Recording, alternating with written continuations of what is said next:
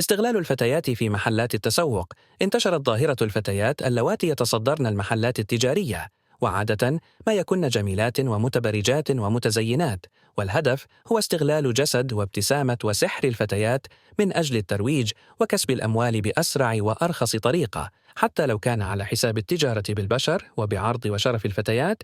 وتجد الشباب يتدافعون للشراء بهدف التمتع بالنظر والكلام مع الجميلات والمثيرات، وكثير من الشباب يغري الفتاة بالمال ويعطيها رقمه ويتفق معها. على ماذا؟ على الزنا مقابل الأموال والهدايا.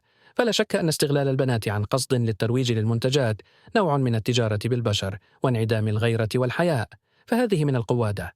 وهذا ليس حراما فقط يا عباد الله، بل نشر للفواحش وإفساد في الأرض. ولا شك أن هذه الأموال نار في الدنيا والآخرة ووبال على مكتسبها، وهذه قمة الإهانة للمرأة، وكأنها جسد بلا روح. ولا شك أن هؤلاء الفتيات مجرمات، وكثير منهن بعني شرفهن لأجل دراهم معدودة، نار في بطنها وفي قبرها وفي آخرتها. وهذا أيضا نوع من الغرر، فإذا كان المنتج جيد فلا يحتاج متبرجة تروج له.